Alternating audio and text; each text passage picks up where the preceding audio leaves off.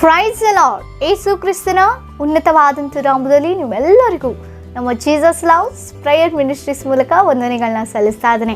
ದೇವರು ಒದಗಿಸಿಕೊಟ್ಟಂತಹ ಈ ಮಧುರವುಳ್ಳ ಪರಿಶುದ್ಧವಾದ ಈ ಒಂದು ನೂತನ ದಿನದಲ್ಲಿ ದೇವಾದಿ ದೇವರಿಗೆ ಮಹಿಮೆಯನ್ನು ಸಲ್ಲಿಸ್ತಾ ಇದ್ದೇನೆ. ದೇವರು ಎಲ್ಲ ದಿನಗಳನ್ನು ಒಳ್ಳೆಯದು ಎಂಬುದಾಗಿ ನೋಡಿದ್ದಾರೆ.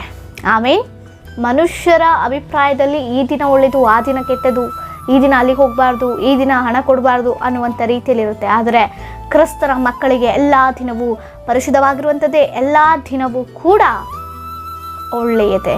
ಆಮೇಲೆ ಈ ಒಳ್ಳೆಯ ದಿನದಲ್ಲಿ ದೇವರು ನಮ್ಮನ್ನು ನೂತನವಾದ ದಿನವನ್ನು ಒದಗಿಸಿಕೊಟ್ಟು ಸಜೀವವಾಗಿ ನಮ್ಮನ್ನು ನಿಲ್ಲಿಸಿರುವಾಗ ತನ್ನ ಉದ್ದೇಶದ ಮೂಲಕ ನಮ್ಮನ್ನು ನಡೆಸಬೇಕೆಂಬುದಾಗಿ ತನ್ನ ವಾಕ್ಯದ ಮೂಲಕ ನಮ್ಮನ್ನು ಬಲಪಡಿಸ್ತಾ ಇರುವಾಗ ಈ ದಿನ ದೇವರು ಒದಗಿಸಿಕೊಡುವಂತಹ ವಾಗ್ದಾನ ವಾಕ್ಯವನ್ನು ನಾವು ಧ್ಯಾನಿಸೋಣ. ದಾನಿಯೇಲನು 9ನೇ ಅಧ್ಯಾಯ 9ನೇ ವಚನ. ಕರ್ತನಾದ ನಮ್ಮ ದೇವರು ಕರುಣಿಸುವವನು ಕ್ಷಮಿಸುವವನೂ ಆಗಿದ್ದಾನೆ. ಆಮೇನ್. ಹೌದು ಪ್ರಿಯರೇ, ನನ್ನ ಜೀವ ಸ್ವರೂಪನಂತ ದೇವರಲ್ಲಿರುವಂಥ ಸ್ವಗುಣಗಳವು. ಆತನು ದಯಾಳುವು, ಆತನು ಕರುಣಾಮಯನು, ಆತನು ದೀರ್ಘಶಾಂತನು, ಆತನು ಕೃಪಾ ಸಮೃದ್ಧಿಯುಳ್ಳಂಥ ದೇವರು. ಆಮೇನ್. ಕೃಪಾ ಸಂಪನ್ನನು ನನ್ನ ದೇವರು. ಅದು ಮಾತ್ರವಲ್ಲದೆ ನಮ್ಮನ್ನು ಕ್ಷಮಿಸುವ ಆತನು ಕೂಡ ಆತನಾಗಿದ್ದಾರೆ. ಅನೇಕರು ಆತನ ಕರುಣೆಯನ್ನು ಹೊಂದಲಿಕ್ಕೆ ಸಾಧ್ಯ ಆಗ್ತಾ ಇಲ್ಲ. ಆತನ ಕ್ಷಮಾಪಣೆ ಹೊಂದಿಕೊಳ್ಳಲಾಗದಂಥ ಇನ್ನೂ ದಾಸತ್ವದಲ್ಲಿ, ಪಾಪದ ದಾಸತ್ವದಲ್ಲಿ ಬಿದ್ದಿದ್ದಾರೆ ಪ್ರಿಯರೇ. ಆದರೆ ನಿನ್ನನ್ನು ನನ್ನನ್ನು ಪ್ರೀತಿಸುವಂಥ ದೇವರು ಪ್ರತಿ ಕ್ಷಣ ನಮಗೇನೇ ಅವಶ್ಯವಿರುವಾಗ ಆತನು ಕರುಣಿಸುವ ಆತನು. ಆಮೇಲೆ ನಮಗೇನೇ ಅಗತ್ಯಗಳಿರುವಾಗ, ಎಂತಹ ಸಹಾಯವೇ ಬೇಕಾದಾಗ ಅಪ್ಪ ಕರುಣಿಸು ಸ್ವಾಮಿ ಎಂಬುದಾಗಿ ನಾವು ಕೇಳುವ, ಖಂಡಿತವಾಗಿಯೂ ತನ್ನ ಮಕ್ಕಳನ್ನು ತಂದೆ ಕರುಣಿಸುವಂಥ ದೇವರು.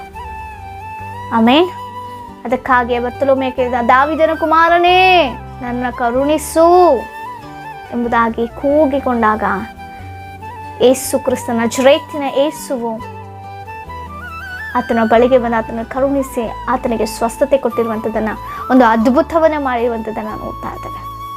ಯಾರೆಲ್ಲ ಆತನ ಕೂಗಿಕೊಳ್ತಾರೋ, ಆತನ ಕರುಣಿಗಾಗಿ ಎದುರು ನೋಡ್ತಾರೋ, ಸೊ ಖಂಡಿತವಾಗಿ ದೇವರು ಕರುಣಿಸ್ತಾರೆ. ಅದಕ್ಕೆ ಬದಲಾಗಿ ನಾವು ಕರುಣಿಸೋರು ಕರುಣಿಸಲ್ಪಡುವರು. ನಾವು ಇತರನ ಕರುಣಿಸಬೇಕು, ಇತರರ ಪರಿಸ್ಥಿತಿಗಳನ್ನ ಅರ್ಥ ಮಾಡ್ಕೊಳ್ಬೇಕು. ಅವರಿಗೆ ಅವಶ್ಯವಿರುವಾಗ ನಮ್ಮಿಂದ ಆಗುವಂಥ ಸಹಾಯವನ್ನು ನಾವು ಮಾಡಲೇಬೇಕು. ಆಗಲೇ ನಾವು ದೇವರಿಂದ ಕರುಣೆಯನ್ನು ಹೊಂದಲಿಕ್ಕೆ ಸಾಧ್ಯ.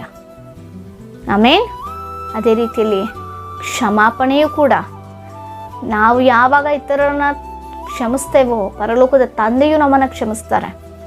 ಅದಕ್ಕಾಗಿ ಪರಲೋಕದ ಪ್ರಾರ್ಥನೆ ನಾವು ಹೇಳ್ತಾ ಇರ್ತೇವೆ. ನಾವು ಇತರರ ತಪ್ಪುಗಳನ್ನ ಕ್ಷಮಿಸುವ ರೀತಿಯಲ್ಲಿ ನೀನು ನಮ್ಮ ತಪ್ಪುಗಳನ್ನ ಕ್ಷಮಿಸು ಸ್ವಾಮಿ. ಮೊದಲು ನಾವು ಕಲಿಬೇಕು ಕ್ಷಮಾಪಣೆ ಕೊಡುವಂಥದ್ದು, ಕ್ಷಮಿಸುವಂಥದ್ದು ನಾವು ಕಲಿಬೇಕು.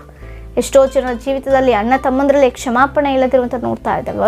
ವರ್ಷಗಳ ಕಾಲದಲ್ಲಿ ಮಾತನಾಡೋದಿಲ್ಲ, ಭೇದ ಭಾವ ಅಲ್ವಾ, ಕ್ರೂರ ಮನಸ್ತತ್ವ, ಕೋಪ, ದ್ವೇಷ, ಅಸೂಯೆ,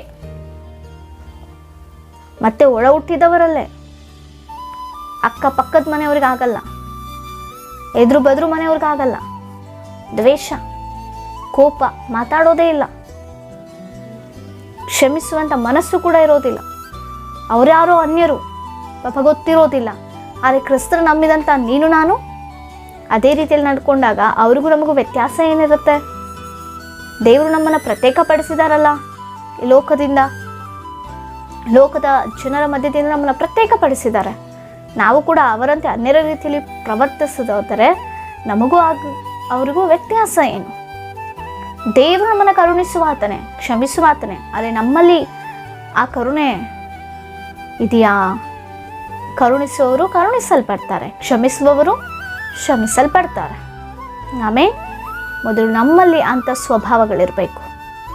ಆಗ ದೇವರಿಂದ ನಾವು ಕರುಣೆ ಹೊಂದ್ಕೊಳ್ತೇವೆ. ದೇವರು ನಮಗೆ ಈ ಲೋಕದಲ್ಲಿ ಮನುಷ್ಯರಿಂದ ನಮಗೆ ಸಿಗಬೇಕಂದ್ರೆ ಮೊದಲು ದೇವರು ಆ ಮನುಷ್ಯರ ಅಧಿಕಾರಿಗಳ ಮುಂದೆ ನಮಗೆ ಕರುಣೆಯನ್ನು ಒದಗಿಸಿ ಕೊಡ್ತಾರೆ. ಅವರ ಕಣ್ಣಲ್ಲಿ ನಮಗೆ ದಯೆ ದೊರಕುವಂತೆ ಮಾಡ್ತಾರೆ, ಅವರ ಕಣ್ಣಲ್ಲಿ ನಮಗೆ ಕರುಣೆ ದೊರಕುವಂತೆ ಮಾಡ್ತಾರೆ. ನಾವು ಇತರರನ್ನ ಕ್ಷಮಿಸುವಾಗ ದೇವರು ನಮ್ಮನ್ನು ಕ್ಷಮಿಸ್ತಾರೆ. ಇದು ಜ್ಞಾಪಕದಲ್ಲಿ ಇಟ್ಕೊಳ್ಳೋಣ ಪ್ರಿಯರೇ. ಮುಂಚಾನೆ ನಮ್ಮಲ್ಲಿ ಆ ಕರುಣೆ, ಆ ಪ್ರೀತಿ, ಆ ದಯೆ ತೋರಿಸುವಂಥದ್ದು, ಆ ಕ್ಷಮಾಪಣೆ ನಮ್ಮಲ್ಲಿಲ್ಲ ಅಂದರೆ ಬಹಳ ಕಷ್ಟ. ಕಲಿಯೋಣ, ಕ್ರಿಸ್ತರ ಮನಸ್ಸಿನಂತೆ ಜೀವಿಸೋಣ, ಕ್ರಿಸ್ತ ಹೆಜ್ಜೆ ಚಾಳಿನಲ್ಲಿ ನಾವು ನಡೆಯುವಂಥವರಾಗೋಣ. ಹಲ್ಲೆಲೂಯಾ. ಖಂಡಿತವಾಗಿಯೂ ನೀವು ಯಾವ ಅಧಿಕಾರ ಬಳಿಗೆ ಹೋದ್ರೂ, ಎಂಥ ಉನ್ನತವಾದಂಥ ಮನುಷ್ಯರ ಮುಂದೆ ನಿಂತುಕೊಂಡ್ರು, ನಿಮಗೆ ಅವರಿಂದ ಕರುಣೆ ದೊರಕಬೇಕಂದ್ರೆ ನೀವು ಮೊದಲು ಕರುಣಿಸುವಂಥವರಾಗಿರಬೇಕು. ನೀವು ಅವಶ್ಯಕತೆಯಲ್ಲಿರುವಂಥ ಜನರಿಗೆ ಸಹಾಯ ಮಾಡುವಂಥವರಾಗಿರಬೇಕು. ಕ್ಷಮಾಪಣೆ ಕೋರಿದಂಥವರ ಮುಂದೆ ಕ್ಷಮಿಸುವಂಥವರಾಗಿರಬೇಕು. ನಾವೆಲ್ಲರೂ ದೇವರ ಕರುಣೆ ಪ್ರೀತಿಯಲ್ಲಿ ನೆಲೆಗೊಂಡವರಾಗಿರಬೇಕು. ಕ್ರಿಸ್ತನ ಅದಕ್ಕಾಗಿ ಹೇಳ್ತಾ ಇದ್ದಾರೆ, ತನ್ನ ಹಿಂಸೆ ಪಡಿಸಿದ್ರು, ತನ್ನ ಅವಮಾನ ಪಡಿಸಿದ್ರು, ತನ್ನ ನಿಂದಿಸಿದ್ರು, ಆದರೂ ದೇವರು ಪರಲೋಕದ ತಂದೆಗೆ ಬೇಡ್ತಾ ಇರೋದೇನು ಗೊತ್ತಾ? ಅಪ್ಪ, ಇವ್ರೇನು ಮಾಡ್ತೀವಿ, ಅವ್ರು ಅರಿಯರು, ಕ್ಷಮಿಸು. ನಿಜವಾಗಿ ಅವ್ರು ಏನು ಮಾಡಿದ್ರು, ಅವ್ರು ಅರಿಯರ ಪ್ರಿಯರೇ ನೋಡುವಾಗ ಬೇಕಂತಲೇ. ಆದರೆ ದೇವರ ಮನಸ್ಸು ಎಂಥ ಒಳ್ಳೆಯ ಮನಸ್ಸು. ನಿಜವಾಗಿಯೂ ನಮ್ಮ ಜೀವನದಲ್ಲಿ ಯಾರು ಬೇಕಂತಲೇ ನಮ್ಮನ್ನು ತಪ್ಪು ಹೊರಿಸಿ ನಮ್ಮನ್ನು ನಿಂದಿಸಿರುವಾಗ ನಿಜವಾಗ್ಲೂ ಅವನ್ನ ಕ್ಷಮಿಸ್ತೇವೆ. ನಾವು ದೇವರಲ್ಲೇ ನಾವು ಕಂಪ್ಲೇಂಟ್ ಹೇಳ್ತಾರೆ, ಅವ್ರು ಹಂಗೆ ಮಾಡ್ರು, ಹಿಂಗೆ ಮಾಡು, ಹಾಗೆ ಮಾಡಪ್ಪ, ಹೀಗೆ ಮಾಡು, ಹೌದಾ? ಆದರೆ ದೇವ್ರು ನಮಗೆ ಕಲಿಸ್ಕೊಟ್ಟಿರೋದೇನು ಗೊತ್ತಾ? ಕ್ಷಮಾಪಣೆ, ಆಮೇಲೆ ಕರುಣೆ ತೋರಿಸುವಂಥದ್ದು. ಈ ಎರಡು ನಮ್ಮಲ್ಲಿರುವಾಗ ನಾವು ದೇವರಿಂದ ಅದನ್ನು ಹೊಂದಿಕೊಳ್ತೇವೆ. ದೇವರು ಆ ರೀತಿಯಾಗಿ ನಮ್ಮನ್ನು ಆಧ್ಯಾತ್ಮಿಕವಾಗಿ ಬಲಪಡಿಸಲಿ. ನಿಮ್ಮ ಏನೇ ವಿಜ್ಞಾಪನೆಗಳಿದ್ರು ನಮಗೆ ತಿಳಿಸಿಕೊಡಿ, ನಿಮಗಾಗಿ ನಾವು ಪ್ರಾರ್ಥಿಸ್ತೇವೆ. ಪ್ರಾರ್ಥಿಸಿಕೊಳ್ಳೋಣ. ಪರಿಶುದ್ಧನಾದ ದೇವರೇ, ಮಹೋನ್ನತನೇ, ಸ್ತೋತ್ರ. ಹೌದು ಕರ್ತನೇ, ನೀನು ದಯಾಳುವು, ಕರುಣಾಮಯನು, ಕನಿಕರಾಪೂರ್ಣನು, ಕೃಪಾಸಂಪನ್ನನು, ಕ್ಷಮಿಸುವಾತನು. ಅದಕ್ಕಾಗಿ ಸ್ತೋತ್ರ. ನಿಮ್ಮ ಸ್ವಗುಣಗಳು ನಮ್ಮಲ್ಲಿ ಕರ್ತನೆ ಅಪ್ಪ ನೆಲೆಗೊಂಡು ನಾವು ಕರ್ತನೆ ಗುಣಾತಿಶಯವನ್ನು ಪ್ರಕಟಪಡಿಸುವಂಥ ಮಕ್ಕಳಾಗಿರಲಿಕ್ಕೆ ಕ್ರಿಯೆಗಳ ಮೂಲಕ ನಾವು ತೋರಿಸಲಿಕ್ಕೆ ಕೃಪೆ ಮಾಡಿಕೊಡಿ. ಇವಾಗ ನೋಡ್ತಿದ್ದ ಪ್ರತಿಯೊಬ್ಬರಲ್ಲಿ ನಿನ್ನ ಒಂದು ಕರುಣೆ ಅಪ್ಪ, ಕ್ಷಮಿಸುವಂಥ ಮನಸ್ಸು, ಪ್ರೀತಿಸುವಂಥ ಮನಸ್ಸು ಎಲ್ಲವನ್ನು ಒದಗಿಸಿಕೊಟ್ಟು ನಮ್ಮನ್ನು ಇವಾಗ ಮೂಲಕ ಆಶಿಸು, ಬಲಪಡಿಸು. ಯೇಸುವಿನ ನಾಮದಲ್ಲಿ ಬೇಡಿ ಹೊಂದಿದ್ದೇವೆ, ಜೀವವುಳ್ಳ ಪರಲೋಕದ ತಂದೆಗೆ. ಆಮೇನ್. Praise the lord.